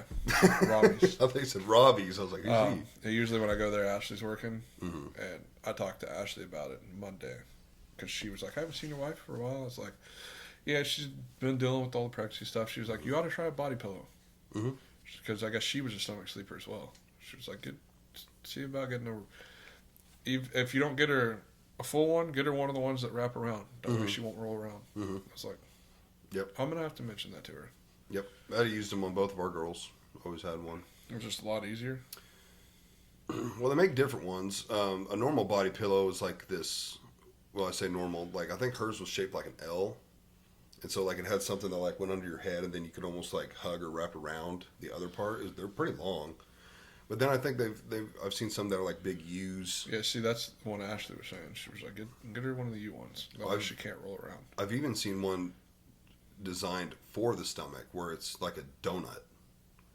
And so, like, you lay on it, you basically just put your stomach in the donut, and kind of so like you when can kind of lay flat. Women go to like the beach and they dig out a hole. Dig out holes for their tits. Yeah. Yes. Okay. Yes. Same principle. Yeah. It's just a big donut you put your belly in. Yeah. Yeah. I'd get a body pillow. I'm gonna have to do that. Probably make it more comfortable. Like if you don't want to wait to order one, they probably have them at Walmart. She rolls around a lot, so. But I think we're finally past the sickness shit. Mm-hmm. Like her allergies have been bothering her, and her gag reflex is back. So like, anytime. So no head. I said the same thing to Wade, and I didn't tell my wife, but my first thought was like, "Fuck," you know. Love you, babe. Just the nature of the beast. Yeah, that was my first reaction. Was, well, this sucks. I'm gonna have you vomit all over me. Mm-hmm. Been there, done that. Been there, done that. That was on the river. Easy cleanup. Oh, it was. She fucking projectile vomit right in my face. I just went under the water and fucking washed up. I was like, well, that happened. I don't have any soap. I'm gonna just keep going. But I think we're finally past all the sickness shit. So, and she's been eating more again. Yeah. The first couple weeks of the second trimester, she was like, I don't want to eat. I don't feel good. Yeah, it normally goes away after the first trimester, but obviously it can linger, and every pregnancy is different. Some women deal with it the whole time. Yeah. Which would just be rough. Now we're just going to get through it. Now we're looking at houses, so. Yeah. Still want to stay in Monette? You said one in Cassville. Yeah, it's going to be out of our price range, but. Plus it'd be more of a drive for both of you. Well, she's looking to not be at the vape shop anymore. That's right. We're kind of waiting to see if anything opens. Like, she's going to have to work from home. We don't have a babysitter. Nothing like that. Mm-hmm. Which is a big reason why she's kind of impressed and like, hey, let's move down. My parents. Right, to have help with babysitting. Yeah. Mm-hmm. Which they got their hands full already with the other one. Right. So. Yeah, we're pretty blessed with that for the most part. We have, what do we have? 4 days covered by family, and we give them a little, and then one day actual daycare, which is, I think it's pretty reasonable. The daycare we go to. I think we're going to homeschool as well. Oh yeah. So it would just be easier if she could find something at home. Mm-hmm. So I've kind of been looking towards like Jack Henry. Yeah. Let's She go to see school what for can do there. anything? She did, but she didn't finish. But she has the experience. Yeah. So we'll see how that plays out over the next couple of months, and we'll go from there. Mm-hmm. But our price range is like looking like 120. Yeah. For a house. You finding much in Monette? There's a couple. There's one right down the road from me that went back on the market again. 130. It's 3-bedroom, 2-bath. There's one up on Marshall Hill that's 130. It's 3-bedroom, 1-bath. Mm-hmm. I almost would like to have, like, I'm fine with doing like a 2-bedroom, 1-bath, but I would just rather, just in case we get pregnant again, I don't want to have to do this thing where we're going to find another space shortly after buying a house. Right. I would rather just buy what we need and then never fucking move again. Because it's just, when I was a kid, I moved a fuckload. Right. Now I've been in this apartment for 9 years now. And it's been, obviously the apartment's not very clean. Well, it needs some new carpet and shit like that at this point, just because it's been there for so long. Right. But I'm ready to get out of that and into something that I guess would be my forever home, as people say it. Just kind of waiting to see if the market's gonna. It's interesting. I was just thinking about what I would think the market would go to. Obviously, you just never fully know. But with Trump getting in, I would think interest rates are going to go down. And then, honestly, with the economy, should be trending in upward status, materials and stuff should go down because gas prices are going to go down. We're going to start, drilling for our own oil. So, like, shipping things will be cheaper. That brings the cost of things down. But when the housing market gets hot, typically the prices of homes go up. So, and I'm kind of removed from it, so I don't know, I don't even know what interest rates are right now. I'm still assuming they're sitting around 7-8%, maybe 6, but I'm thinking 7 to 8, which isn't bad. It's not as good as obviously it was when it was 2 and 3. Yeah. But it's not terrible. Like, you start getting above 8, you want to be like, maybe I'm not buying right now. But at the same time, if homes are cheap and interest is 9 or 10%, you're better off to buy a cheap house, wait a couple years and refinance. The worst you can do is buy high and then high interest. Your best is to buy low interest, but second best is to buy high or buy low at high interest, which and then is refinance. why we've been kind of waiting. Because we've been looking for the past year and a half and just haven't found anything that we've been like, yeah, let's do that. Yeah, I'm assuming the prices of homes are still high. I doubt they've come down a lot. I think last time I talked to Dad about it, they were still pretty high. And I really don't know where interest is at. You've been looking. Do you know where it's at? No. It's got to be around. I don't pay attention. I just kind of look at the houses just Yeah. to see kind of designs and interior and stuff like that. Mm-hmm. See if anything's furnished, fully furnished or not. Well, Thomas or Shane will know. Yeah. They'll know what they are. So I've kind of let both of them know. Mm-hmm. So I would honestly probably wait until next summer or fall. we're hoping. Because that'll give Trump will be in January. That'll give him 6+ months to really see where the economy is going to go. We're hoping before this little fucker comes. When's that? April 27th. He'll be in for a couple months. I don't know if you'd see a massive change by then. But even if something just comes on the market, that's what we're looking for. Yeah, if the right thing comes along, obviously you just pay what you got to pay and deal with it later. I was telling her, we just kind of like, hey, let's just be patient, put it in God's hands, and we'll see where it goes. Yeah. Type of thing. Yeah, that's honestly the best way to do it. Because obviously when the right thing pops up, it'll just be like, oh, there it is. Like we had a couple things like that, and then we found a house just north of Pierce City, and it had like everything that we wanted, like down to the small details, and it was like, okay, I could see us buying that. Like it had land, had shop, it had been fully remodeled, so like new carpet, granite, like master bath was really nice, like everything we wanted, it had it. And we went to click on it, it was already pending. Like, okay, that's not the one. Yep. And it sold a couple days later, so I was like, that wasn't the one. There's one in Pierce City that's pretty nice. It's up on the hill, kind of behind Casey's. Mm-hmm. It's the trailer house. Well, it used to be a trailer house, and they've added a lot to it. They only went like 145. I'm trying to think where that's at. It's like you go behind Casey's and go up and around and up that big hill. Yeah. There's the big blue house you used to sit there, and then the one next to it that's like a trailer house kind of thing. I think so, yeah. It's got a built-in, or not built-in. It's got an underground cellar or whatever, like an outside cellar, I guess. Mm-hmm. Babe just doesn't like the doors in the house. Just didn't like the doors. They're like they built them like they're fucking barn doors. They look. I think Like they look slide, really nice. or Yeah, like a saloon they door? slide. Oh, sliding barn doors, yeah. Yeah. We have one in our closet. But like, I like them. Yeah. You know, They're all like that, though? I don't think it's all of them. Okay, I was but going to say, a that good would chunk be of weird. them. Yeah. And also, I mean, you can always just submit an offer. Yeah. Even if they don't take it, it's like, well, then we know to keep looking. And you find like, the houses with like blue cabinets and shit. I'm like, what are we doing? Bro, I built a house for these people. I think you told me about this. They painted all their cabinets eggplant purple. Yeah, what the fuck are we doing? It was People it need was to get weird. the fuck off TikTok. This was before TikTok. This was some weird shit. They literally paid extra to have the painter go in, mask off everything, take the cabinets apart. You got to take all the hinges and all the pulls and everything off and repaint it. And it was uglier than shit. Couldn't believe it. And they were only going to live there a couple of years. They knew that. They knew that they were going to move in like 3 to 5 years. What a bunch of cretins. And I'm like, why are you painting them fucking eggplant purple then?